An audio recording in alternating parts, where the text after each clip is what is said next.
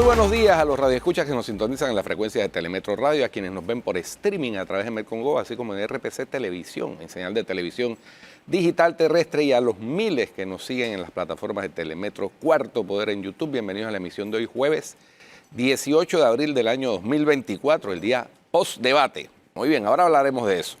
En materia internacional, la policía alemana detuvo a 2 presuntos espías rusos por orden de la Fiscalía General, según confirmó esta, después de que circularan informaciones sobre espionaje. Los 2 hombres estaban bajo sospecha de preparar actos de sabotaje con explosivos en Alemania por encargo de los servicios secretos rusos, y la detención se produjo en la ciudad de Beirut, norte de Baviera. El principal sospechoso es un ciudadano ruso-alemán de 39 años, al que un comunicado de la Fiscalía identificó como Dieter S. La Fiscalía considera que Dieter S. vigiló con su cómplice, Alexander J., también ciudadano ruso-alemán, instalaciones de las Fuerzas Armadas de Estados Unidos en Alemania, entre ellas un importante campo de prácticas en el que reciben instrucciones militares ucranianos. La Fiscalía asegura que Dieter S. tiene contacto con los servicios secretos rusos, con los que estudia posibles actos de sabotaje desde octubre del año 2023 para socavar el respaldo militar prestado por Alemania a Ucrania. Dieter S. se declaró dispuesto a perpetrar atentados contra infraestructura militar e industrial en Alemania, para lo que recabó información sobre posibles objetivos y contó con el apoyo de Alexander J. desde marzo de 2024. Por otra parte, se sospecha que Dieter S. estuvo luchando entre diciembre de 2014 y septiembre de 2016 en una unidad armada de la autoproclamada República Popular de Donetsk, calificada por la Fiscalía alemana como una organización terrorista. Por otra parte, los dirigentes de la Unión Europea discuten este jueves en una cumbre en Bruselas alternativas para que el bloque recupere el terreno perdido ante Estados Unidos y China y pueda explotar mejor el potencial de su mercado interno. El consenso es que el bloque europeo está perdiendo posiciones en la carrera mundial por la innovación, ya sea en baterías para automóviles eléctricos o en inteligencia artificial. Al mismo tiempo, la industria pierde mercados, golpeada por el aumento en los precios de la energía desde el inicio de la invasión de Rusia a Ucrania. La economía de la Unión Europea lleva más de 1 año y medio sumida en el estancamiento. Su crecimiento alcanzó su punto máximo en 2023, con apenas un 0.4% de crecimiento, muy por debajo del 2.5% en Estados Unidos y el 5.2% en China. Sin embargo, el desafío más grande será implementar la transición digital y hacia energías limpias, que la Unión Europea considera prioridades, pero que exigirán inversiones adicionales de unos 700.000 millones de euros. Ante este cuadro, el expresidente del Banco Central Europeo, Mario Draghi, señaló el martes que el bloque necesita de un cambio radical, porque la fragmentación del mercado termina actuando como un freno. Nuestros competidores se benefician del hecho de ser economías de tamaño continental. Tenemos el mismo tamaño, pero la fragmentación nos frena, dijo. En esta cumbre en la capital belga, los dirigentes de la Unión Europea discutirán un informe elaborado por el ex jefe de gobierno italiano Enrico Letta. Las autoridades de las instituciones de la Unión Europea serán renovadas luego de las elecciones europeas de junio, y a partir de allí el bloque se propone definir las orientaciones estratégicas para los próximos 5 años. Y por último, el grupo de los 7 debe responder al ataque sin precedentes de Irán contra Israel, afirmó este jueves la ministra de Relaciones Exteriores alemana, que indicó que están evaluando medidas adicionales durante una reunión con sus homólogos en Italia. Estamos debatiendo medidas adicionales aquí en el grupo de los 7 porque por supuesto que debe haber una respuesta a este incidente sin precedentes, declaró Annalena Baerbock desde la isla de Capri, donde se lleva a cabo una reunión ministerial del grupo, insistiendo en que se tiene que evitar una escalada. Los países del grupo de los 7, Estados Unidos, Canadá, Reino Unido, Francia, Alemania, Japón e Italia, quien preside actualmente el grupo, tienen previsto pedir sanciones individuales contra las personas implicadas en la cadena de suministro iraní en misiles y drones, según una fuente del Ministerio Italiano de Exteriores. El jefe de la diplomacia europea, Josep Borrell, también presente en el encuentro en Capri, acogió bien la idea. Tendremos que revisar el régimen de sanciones en vigor contra Irán para que sea más eficaz, dijo.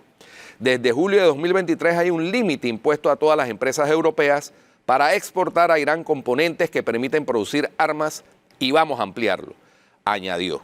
En la noche del sábado al domingo, como sabemos, Irán lanzó más de 350 drones y misiles contra Israel, que en su mayoría fueron destruidos, y fue el primer ataque directo de Irán contra Israel en la historia. Teherán llevó a cabo ese ataque en supuesta represalia por el bombardeo de su consulado en Damasco, atribuido a Israel, en el que murieron 7 miembros de los guardianes de la revolución iraní. Así anda el mundo, Flor.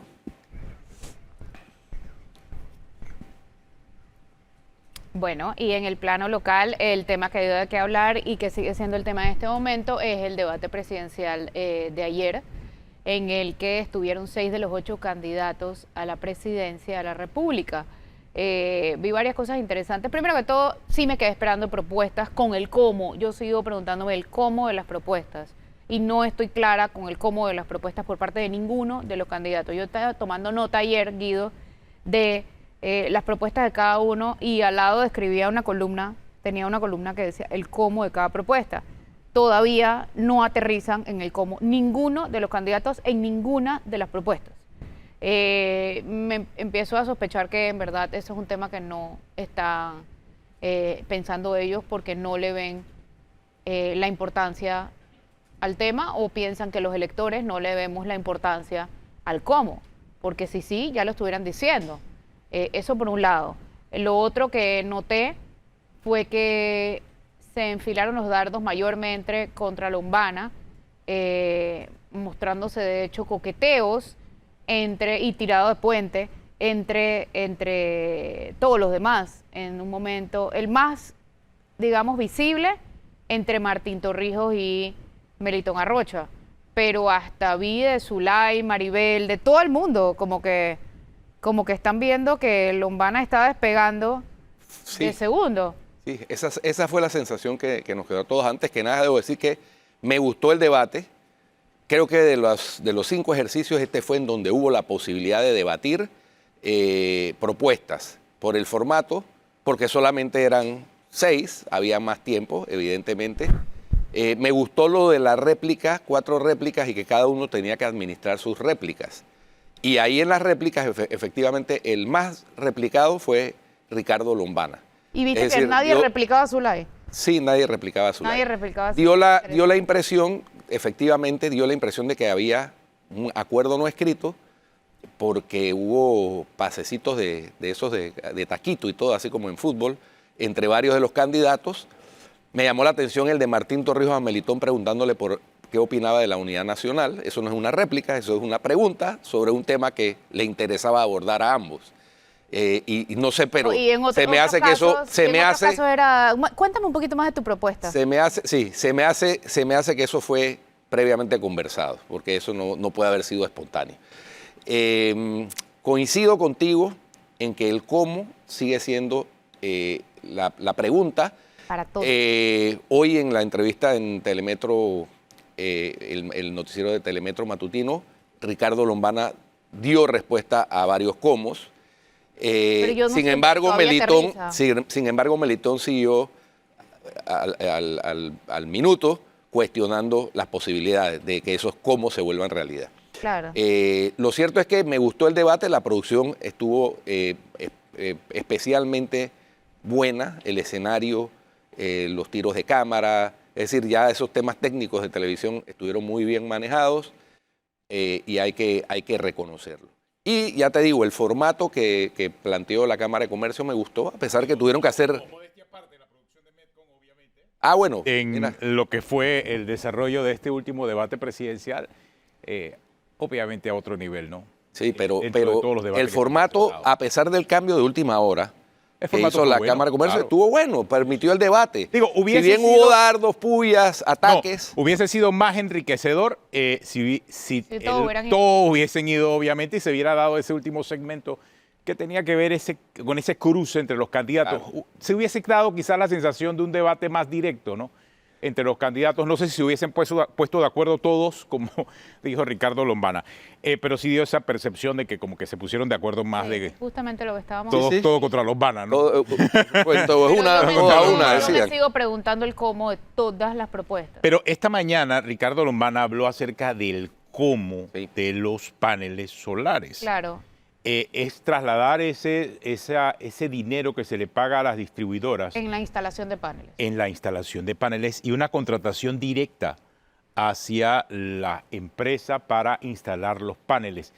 Miren, yo no sé, o sea, ese tema de la electricidad y de la forma en que muchas distribuidoras eléctricas han tratado a los clientes es un tema muy sensible y hay que prestarle mucha atención. Sí, ese tema no había aparecido hasta ahora en campaña. Esa propuesta no había es el aparecido de los $58 que despegó a Varela en segundo lugar. Exactamente. Vamos a traspolarla a ese momento donde Juan Carlos Varela presenta esta famosa propuesta de los $58.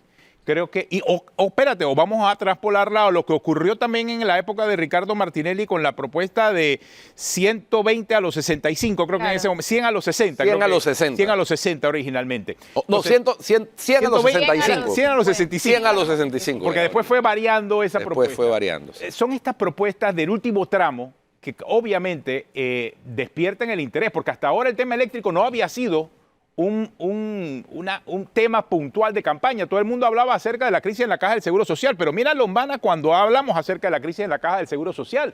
Más allá de lo que dicen todos los candidatos que lo ven en función de la crisis negativa de la Caja del Seguro Social, Lombana le da la vuelta y dice, espérate, si es cierto que hay un tema de la crisis de la Caja del Seguro Social, espérate, pero que hay plata. Aquí está la plata y esta plata la voy a poner acá en el Seguro Social y encima le voy a aumentar a los jubilados porque van a tener una pensión de $360, una pensión digna. O sea, cuidado con esas propuestas y esos llamados de último minuto en las campañas muchas veces cambian tendencias y creo que el señor Lombana está apostando específicamente a eso. Sí. Por el lado, el resto de los candidatos están, y lo siento, en una posición muy a la defensiva. Sí. Cuando debiesen estar en el otro terreno, en el terreno de la ofensiva, están en una posición a la defensiva. El único que ve en el terreno a la ofensiva es el señor Lombana. No sé ustedes si ven algo diferente. Y a Martín lo estoy viendo como suplicando el voto. Como, por eso, a la defensiva. Por favor, a la defensiva, a la defensiva. Sin embargo, Lombana está en el terreno de la ofensiva. Sí, se le siente una actitud distinta, eso hay que decir. Así es. Pienso que Rux empezó bien anoche, creo que se fue desinflando. Creo. Sí, porque él arrancó, por ejemplo, en el caso del señor Rómulo Rux, arrancó en el terreno de la ofensiva, muy bien en sus primeros intercambios con el señor Martín Torrijos, pero después pasó también al terreno de la defensa, ¿no? Sí, ahí también hay que establecer. Es más, tú sabes que vi una relación muy simbiótica entre, por ejemplo, el resto, Maribel Gordón y Zulay Rodríguez también, o sea, allí también hay que ver. Es más, ¿viste las preguntas de Zulay Rodríguez hacia Maribel Gordón? Explíqueme un poquito más de su propuesta, explícame hoy. Fue prácticamente un endoso. Y un endoso, sobre todo, ponzoñoso, ¿no? Para agregarle un elemento más de cizaña a la discusión que se estaba dando en ese momento. Sí. Fueron esos elementos interesantes dentro del debate, más allá de la ausencia del señor José Gabriel Carrizo, que no han hablado de la ausencia del señor. ¿Hizo falta o no hizo falta? No, mira, el que se fue no hace falta, dice el dicho. Y me pareció genial, a diferencia del primer debate, donde hacían las preguntas a los ausentes como si estuvieran presentes, que aquí los ignoraron.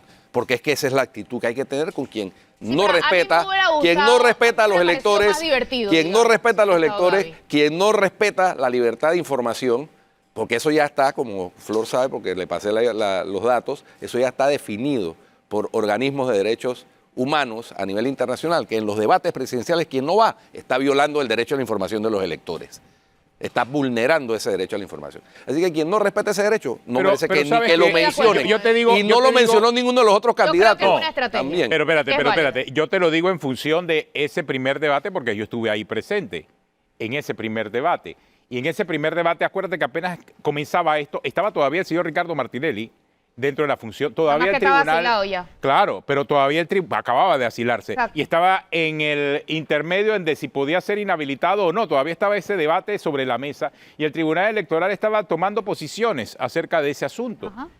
Por esa razón quizás se cometió ese desliz de todavía mencionarlo, pero realmente si no va al debate, ¿para qué te mencionan? Sí, Es más, yo soy de la opinión que ni le deje el podio vacío. Yo también. De verdad, o sea, porque es que no está, no Le existes. recuerdas a la gente, exacto. No quieres participar, no existes. O sea, el que no quiera participar de ninguno de estos formatos, pues simple y sencillamente no existe. Ayer ya. ni los ¿Para qué candidatos lo mencionarlo? mencionaron. Claro. Que no sé si se pusieron de acuerdo también en eso, pero ninguno mencionó al Pero es que ninguno de no los hacía ausentes. falta mencionarlo porque realmente tú estás hablando de tus propuestas y sobra, inclusive para mí, sobra hasta el exceso de ataques hacia un candidato o sobra ponerse de acuerdo para atacar a un solo candidato. ¿Por qué? Porque de una forma indirecta estás endosando en ese ataque a ese candidato la figura del candidato. Pero tenemos a Danilo Toro, que es el experto en estos asuntos, vía Zoom con nosotros. Danilo, buenos días. ¿Cómo tuviste el debate? Gracias por acompañarnos. Saludos, Danilo, y qué gusto de verte ya mejorando, Danilo Toro. Restablecido. Gracias, buen día, gracias a todos. Bueno, yo también me siento alegre de este retorno, de esta pausa y desconexión de la campaña. Perfecto. Me decías entonces, Atenógenes, ¿cuál era la pregunta? ¿Cómo tuviste el debate, Danilo? Bien, ok. El debate permitió un contrapunteo entre los candidatos un poco más abierto, un poco más cómodo. No sentí que estaban apremiados por la rigidez del tiempo, o si lo estaban, lo estuvieron mucho menos que en las ocasiones anteriores. Desde el punto de vista de la dinámica, sin entrar en los contenidos, indiscutiblemente para mí, Lombana tuvo el mejor desempeño, fue el que mejor aprovechó las circunstancias, porque tal como escuchaba lo que ustedes comentaban, el enfoque, el haber dirigido un ataque tan concentrado hacia Lombana, le permitió a él desplegar sus recursos y los administró muy bien. Entonces pudo contestar, utilizar sus argumentos de propuestas y atacar. Y esto transmite cierta seguridad en el candidato. Esto transmite que tiene agilidad mental, esto transmite que es capaz de poder valorar las cosas con mucha más rapidez. Creo que esa concentración de esfuerzos por atacar lo que hicieron los demás candidatos sobre él le dio al señor Lombana la ventaja de poder demostrar competencias y habilidades en el transcurso del debate. Así es que él salió aventajado de esas circunstancias. Sin duda, a mi parecer, eso fue algo notorio a lo largo del debate. ¿Por qué decide Gaby Carrizo no ir al debate? ¿En realidad es por lo que dijo o porque sabía que iba a perder más de lo que iba a ganar yendo? Bien, ahí tengo que remitirme a lo que yo interpreto. Y yo decía anoche, Flor, que la posición de Gaby Carrizo era muy similar a la posición de Mulino. Ambos tienen una concepción de lo que es suficiente. El señor Mulino, o la campaña del señor Mulino, considera que con lo que tiene, a mi criterio, muy poco, es suficiente para ganar. Por lo tanto, se resguarda de todo lo que significa entrar en riesgo.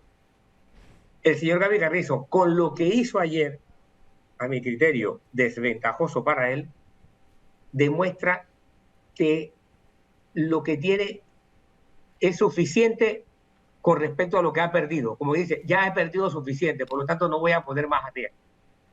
Esa concepción de la campaña, una de que está sobrada y la otra de que está perdiendo, te llevan al mismo grado de visión de posiciones extremas que se tocan. Y que a mi parecer, ambas tienen una distorsión enorme de lo que resulta convenientes a ellas y convenientes al electorado.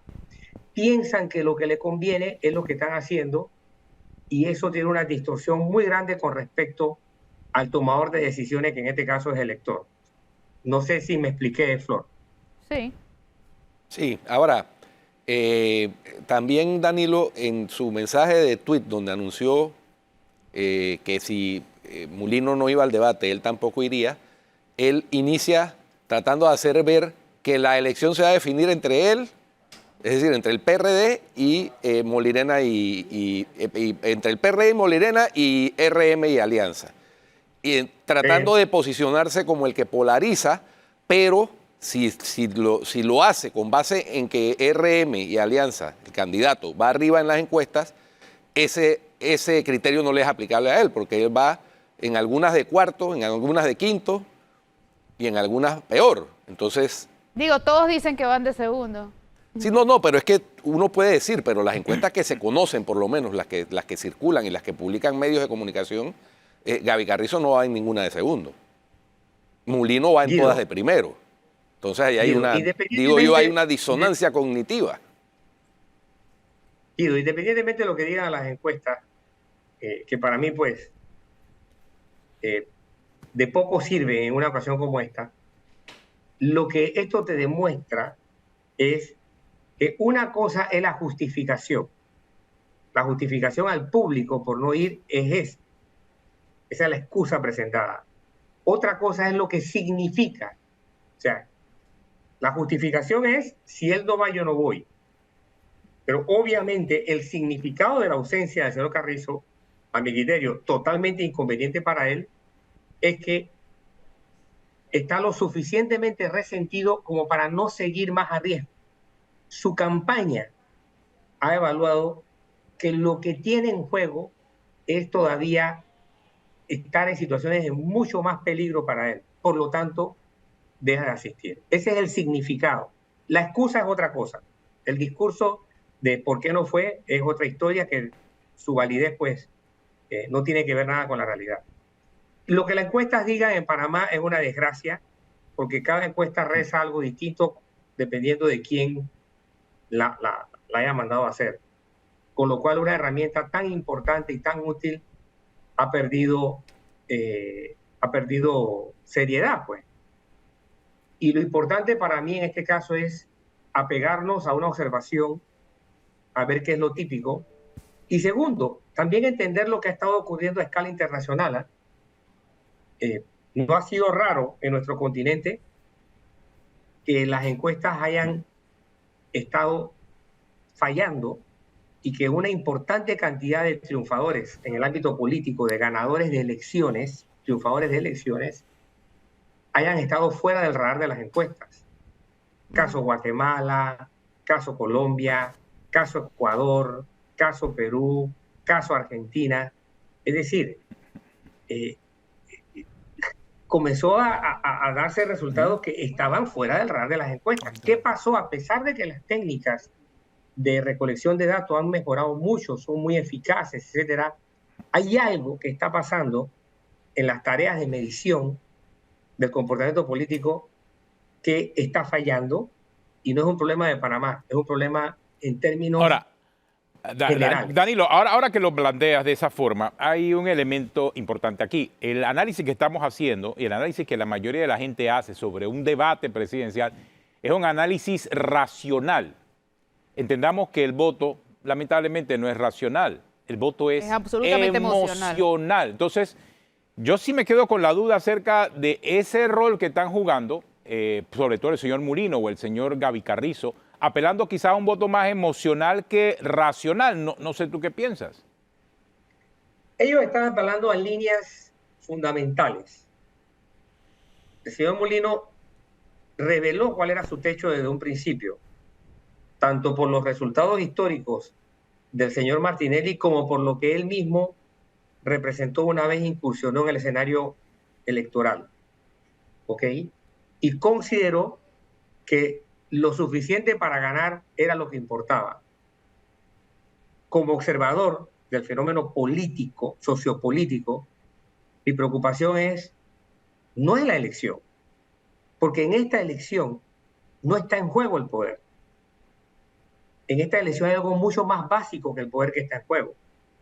En esta elección está en juego la estabilidad. Y ganar con 30%, lo único que te garantiza es que no va a haber estabilidad. En circunstancias en las que buena parte del electorado y de los competidores plantean que hay que hacer el cambio a la Constitución. En circunstancias en las que la economía está terrible. En circunstancias en que la Asamblea va a estar fraccionada, en circunstancias en las que la presión internacional es creciente. Es decir, hay todo un entorno de tormenta que lo que te deja ver es que las elecciones van a ser no un punto de llegada, como yo explicaba anoche, sino un punto de partida de grandes desajustes. Entonces, el problema es ganar para qué. Ganar qué vas a hacer en ese contexto. ¿Cuál es el futuro que a Panamá se le presenta? Y cada vez más pareciera ser el de Perú o el de Ecuador, porque se contentan con muy poco. Esto en el caso del que lleva un poco más de puntos que los demás. En el caso de el señor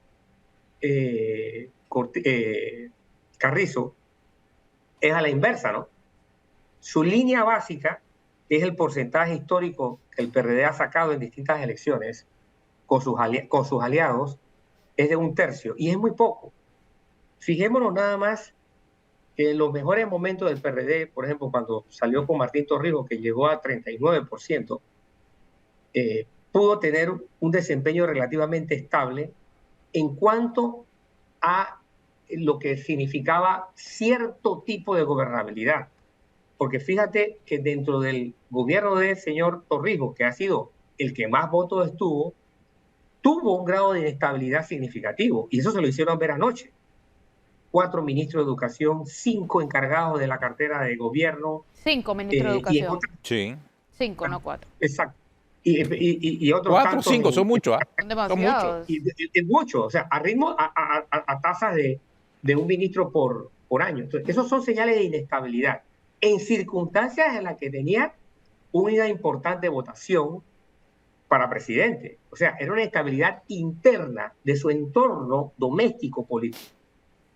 En los otros casos, solo el de Ernesto Pérez Valladares se sale del riesgo, porque desde que Pérez Valladares arranca convocando a un gobierno de unidad nacional.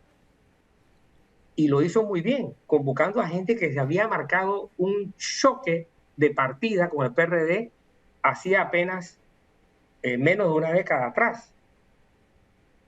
Pero esa no es la circunstancia actual. Ahorita mismo lo que estamos enfrentando es la incapacidad de muchos políticos de poder convocar a otros políticos para dibujar un proyecto mínimo de acuerdos. Entonces lo que tenemos enfrente es un enorme tablero moviéndose, inestable, y es por eso que yo digo que lo que nos prometen muchos de los políticos es algo muy parecido a lo que tiene Perú o Ecuador. Es muy parecido. Bolivia un poco tal vez, pero los peores casos son los que he señalado de estos dos países sudamericanos. Y para mí ya el problema no es la elección. Yo ya pasé el 5 de mayo. Mi problema es que viene a partir del 6 de mayo en adelante. Porque lo que están demostrando los actores políticos es que no tienen la capacidad de convocar, no tienen convocatoria. Y este país lo que entiendo, no está Danilo, es para que, esto. Danilo, lo que entiendo que planteas es que no importa el que gane, va a ganar con la mayor minoría. Por No supuesto, importa el que mismo gane. Y además, no solamente va a ganar con la mayor minoría, sino que cada vez más te dejan dos avenidas de salida, que una es más terrorífica que las otras. Porque la manera de solucionar el desajuste que viene va a ser, por un lado, mantener el status quo de la corrupción para poderse sostener. Es decir, la compra o el alquiler de tomadores pero mira, políticas. ahora que lo mencionamos. Permítame terminar. O por otro lado, apelar a un autoritarismo despiadado, y yo no sé estas dos avenidas, cuál es peor que la otra. No, pero mira, Danilo, mira lo que plantea Ricardo Lombana. O sea, es ganar, por ejemplo, en el caso de él, y convocar a un referéndum inmediatamente. Un referéndum para consultarle a la gente acerca de si se quiere o no una reforma. O sea, un referéndum inmediatamente después de una elección, lo que pudiese plantear también un riesgo altísimo. ¿Para la economía? No, para los que perdieron. Para la estabilidad. Para los que perdieron, que pudiesen de una vez cobrar y pasar una factura al que ganó con esa mayor minoría, ¿no piensas tú? Y más cuando se han dividido durante toda la elección, yo soy el único que sirve. Así es. Y tú no. Es un riesgo alto. Yo sí creo, Danilo, Ateneo y Flor, que quien quiera que gane la elección, Danilo, Danilo está hablando, Guido. Danilo, te escuchamos. Lo que tú, Ateneo y Flor, planteas es ver esa tensión. ¿Por qué? Porque lo que está diciendo Lombana es que él reconoce el escenario de inestabilidad que viene. Y cuando fíjate que los factores de inestabilidad que yo establecía, las condiciones de inestabilidad que vienen, y una de las cuales es precisamente el planteamiento de cambios constitucionales, es precisamente una salida audaz. ¿Tiene riesgo? Sí. Alto, sí. Pero también podría ser el mecanismo para darle estabilidad a un nuevo gobierno. ¿Por qué? Porque en el fondo lo que la gente va a votar es la ratificación ya como si se tratara de un plebiscito. Es decir, muchos de los votantes de otros candidatos presidenciales tendrán que decidir entre una u otra cosa, y aquí él estaría jugándose su propia estabilidad. Es una salida audaz, no exenta de riesgo, pero es una de las pocas salidas que se tienen para el terrible escenario de inestabilidad que se está configurando en Panamá. No hay muchas salidas, esa es una. Y yo no la descartaría por los riesgos, yo la descartaría solamente en el caso de que el señor Lombana no tuviese claro cuáles son los ítems, los aspectos claves que se van a proponer para discutir y por cuánto tiempo. Porque la constituyente, una vez se establezca, si se lleva un espacio de tiempo largo, puede que se diluya en nada. Ejemplo, Chile. Pero puede que la constituyente le brinde un espacio de sólida estabilidad. Ejemplo, Colombia en su momento. Danilo. Sí, Danilo, sí. Yo lo que quería plantear es que, y esto lo he conversado con varios analistas y economistas incluso, quien quiera que gane las elecciones el próximo 5 de mayo va a tener que enfrentar la necesidad de un gobierno de unidad nacional sin negociación con las partes que han estado abonando a la corrupción y al abuso de los recursos públicos y a que no se solucionen los problemas, porque si no, o sea, salvo que ganara una de las propuestas que no tiene ninguna intención de corregir el rumbo, y me estoy refiriendo, por ejemplo, si gana Lombana, él va a tener que necesariamente hacer una convocatoria a los partidos estos que, en el caso de una consulta, lo podrían poner en jaque, como una manera de neutralizar ese aspecto político, pero sin que eso llegue a convertirse en una negociación para continuar con el statu quo. Es a eso a lo que me refiero. Y eso no necesariamente brinda inestabilidad. Si se hace con talento, puede brindar estabilidad. Guido, la necesidad de un acuerdo entre las partes es una necesidad hoy día vigente. El problema es cómo lo perciben los actores políticos. Para algunos actores políticos, la necesidad de llegar a un acuerdo implica encerrarse con los líderes, con los jefes, con los capos, no importa cómo lo llames, y poder establecer cuotas de poder para que no haya fastidio en la gobernabilidad y tranquilidad en la gobernanza. Esa es una concepción muy arraigada a nuestra cultura política. Pero también hay otro tipo de acuerdo, que es el que ha estado ausente en Panamá por mucho tiempo, y es el que hace falta y es el que va a definir la suerte de Panamá hasta ahora. Y yo no veo que hay demostración, no he dicho que no la hay, pero al menos no hay demostración de las capacidades para ello. Si hay las capacidades por parte de los candidatos, el que vaya a ganar, pues ya es tiempo, ya está tarde todavía para demostrarlo, pero por amor de Dios, ya es tiempo que lo demuestre. Danilo, gracias. Y es con los sectores sociales, que no es eso lo mismo que llegar a un acuerdo con los jefes, con los caciques, con los caudillos. No. Es un acuerdo de estabilidad con sectores sociales, porque son los sectores sociales los que están en tensión. Son los sectores sociales los que mañana te van a cerrar una calle. Son los sectores sociales los que mañana te van a hacer una protesta para la cual vas a tener que mandar una importante cantidad de unidades de la policía. Son los sectores sociales los que te van a paralizar una actividad productiva. Son los sectores sociales los que te van a hacer caótica el desarrollo de actividades como la educación. Es decir, es allí en donde hay la ausencia de un liderazgo capaz a esta hora de la mañana del día de hoy. Danilo, gracias por acompañarnos en Cuarto Poder y feliz cumpleaños, porque Danilo todo está de cumpleaños está de hoy. cumpleaños, Claro, Danilo. Feliz Cumpleaños, Danilo. Danilo. Que la pases bien, que sea mucho. Que siga Pues, mejorando, Danilo. Mucha salud, sobre todo, Danilo, mucha salud. Una pausa, ya regresamos aquí en Cuarto Poder.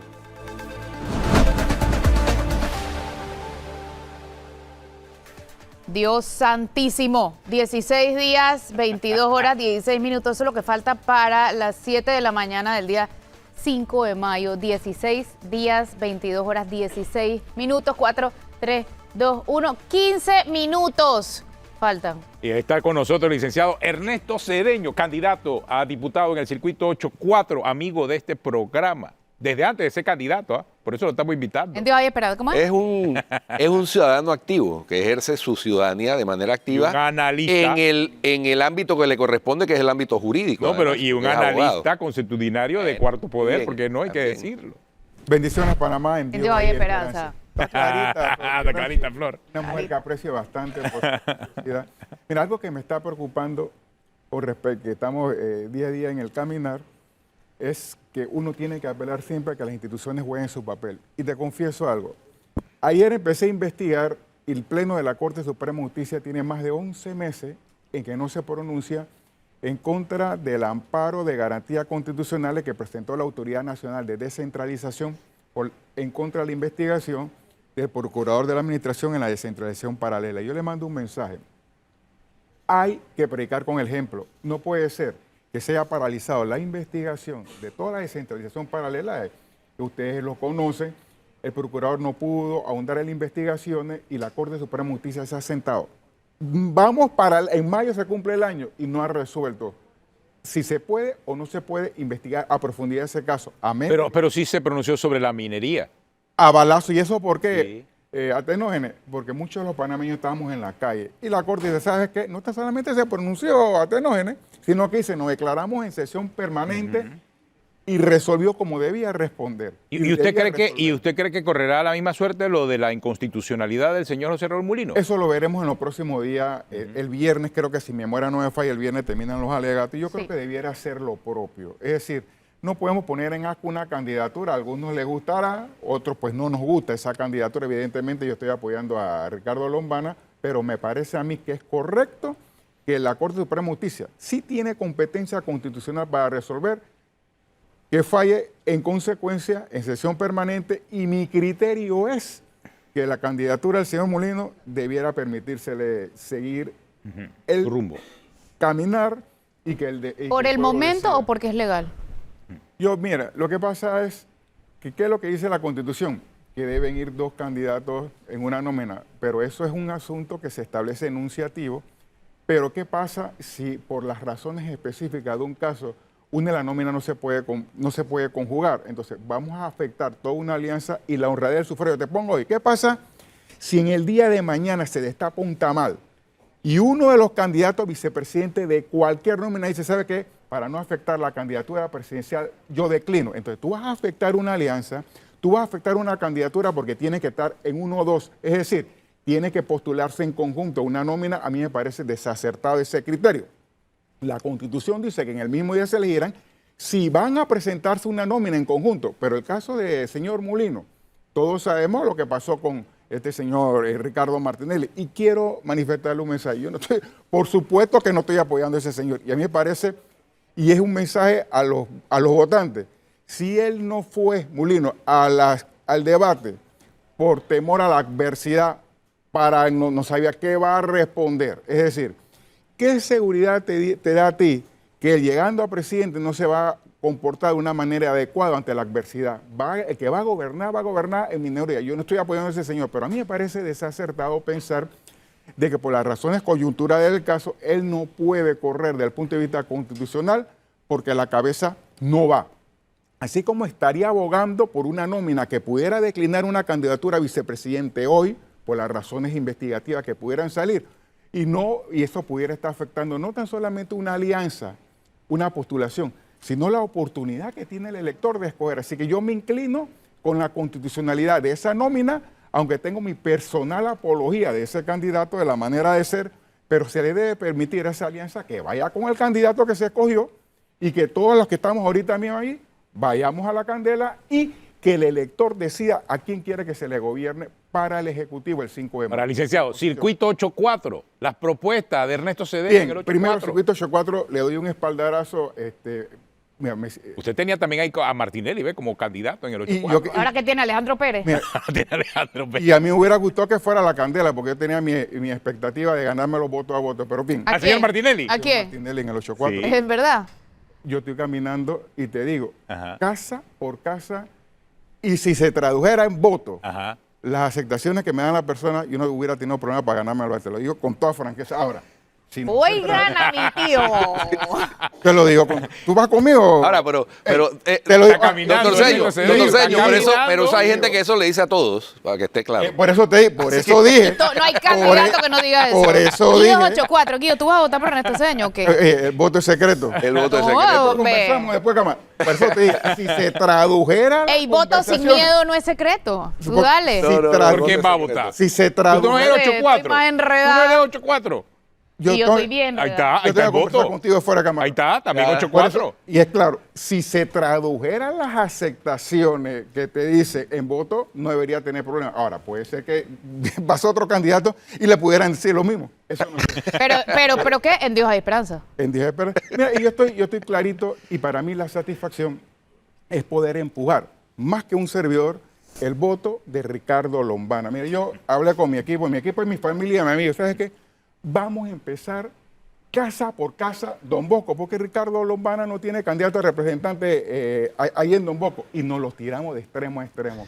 Y la aceptación de Ricardo Lombana es muy buena en el 8-4, y mi expectativa, Flor, Atenógenes, Guido, es que la persona que vaya a llegar a la asamblea, soy uno de los 40 y tantos que están corriendo como Ricardo Lombana, es tratar de ayudar a la comunidad, y en eso estoy enfocado. Pero yo no sé si voy a llegar a la asamblea, y si no llego a la asamblea, seguiré con mi activismo cívico para que las cosas se hagan bien en beneficio del ciudadano, y eso es lo que yo pretendo hacer. ¿Qué es lo que se pretende hacer? En primera instancia, llegar a la asamblea, si el pueblo, y se lo digo, si no salgo a la asamblea, no voy a buscar Puente de las Américas, nada de eso, porque sí voy a seguir en la sociedad civil. Pero si llegara a la asamblea, y te lo digo de claro, sin haber consultado con ley, ni siquiera ni con Lombana, mi criterio, porque tengo criterio independiente, es proponer un controlador que no pertenezca ni huela a partido político. Eso es para poder controlar los aspectos de la corrupción, y para que haya un contrapeso. Eso es lo que debe hacer un ser viviente. El contralor que tenemos hoy, Gerardo Solís, fue avalado tanto por diputados de la libre postulación, de eso que dice que la bancada independiente, de ellos lo aprobaron, de gobierno, también de oposición. Hubo 68 votos, solamente 2 abstenciones, porque ni un voto en contra existió. Abstenciones de Gabriel Silva y del señor Juan Diego Vázquez. Se abstuvieron toda la aplanadora de todos los partidos de libre postulación, y todo, y se lo digo de frente, hicieron algo incorrecto, apoyar a ese señor. Bueno, Lo primero que yo vamos pretendo- a un cambio, doctor Cedeño, Eso es lo y que- regresamos para hablar un poquito de ese tema. Vamos al cambio.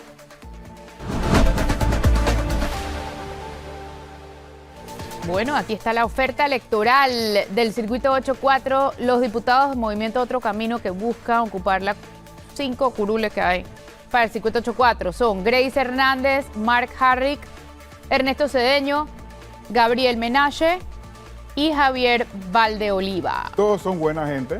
Ah, sí. Pueblo, sí, yo lo conozco a todos. Y te digo, yo estoy buscando el voto selectivo, te lo digo de frente. Yo no creo el voto de. Ah, ¿usted no cree en voto en plancha? yo Nada de voto en plancha. No, hay línea. Voto selectivo, el número 3.